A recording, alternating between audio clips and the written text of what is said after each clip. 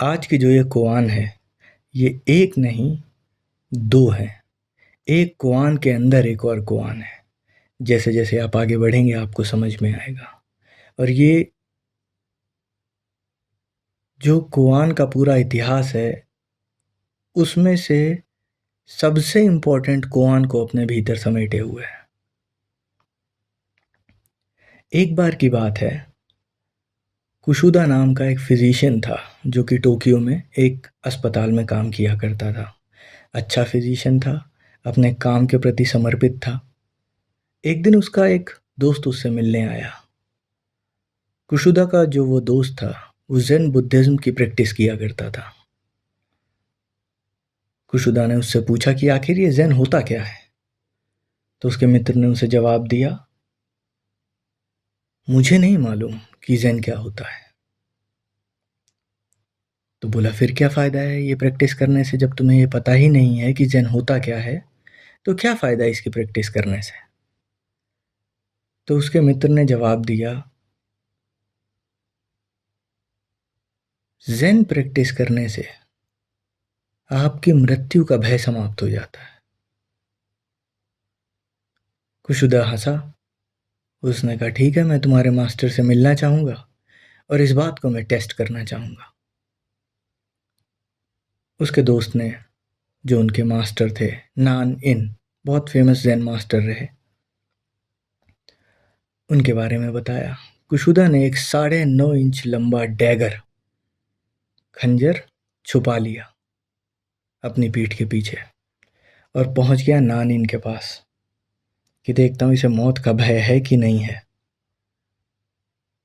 तो कुशुदा जैसे ही नान इन के पास पहुंच पाता, नान इन ने कुछ दूरी पहले ही कुशुदा को आते हुए देखा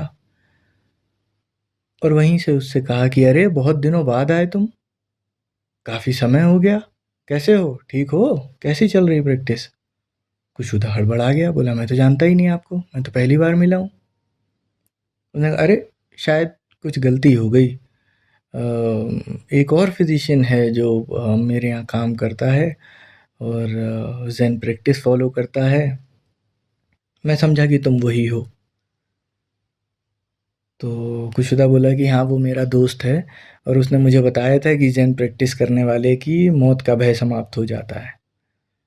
तो मुझे क्या करना चाहिए? मैं भी उसी अस्पताल में फिजिशियन हूँ जिसमें वो आपका शिष्य है। मैं भी चाहता हूँ कि मेरी मौत का भय समाप्त हो जाए। तो नानिन ने कहा,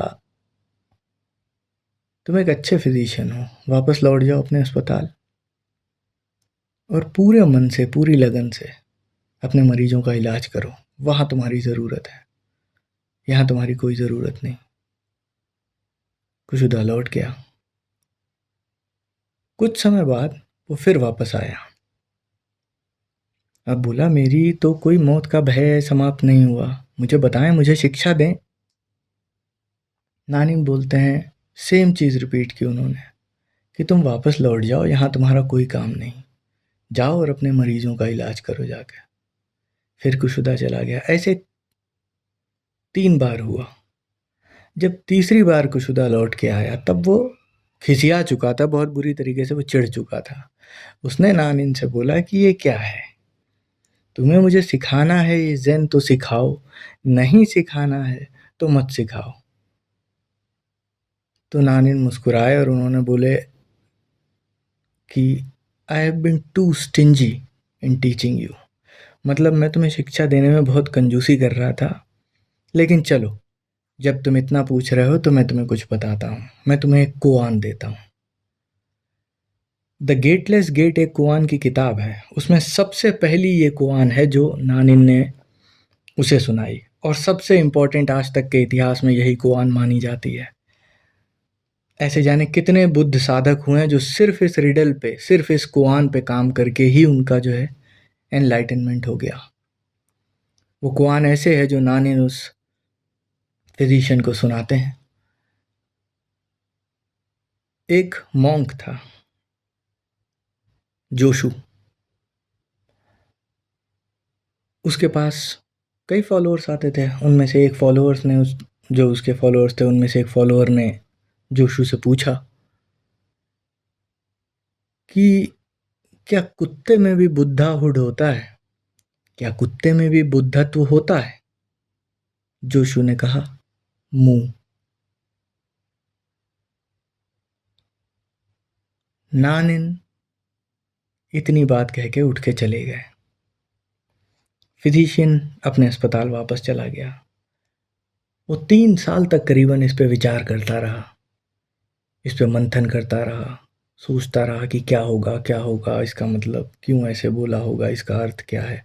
इस रिडल को बार बार बार बार अपने भीतर दोहराता रहा और साथ साथ काम भी करता रहा अपना जो करता था। और एक दिन वो घटना घट गई। वो लौट के आया नानिन के पास। नानिन ने दूर से उसे देखा और मुस्कुरा दिया।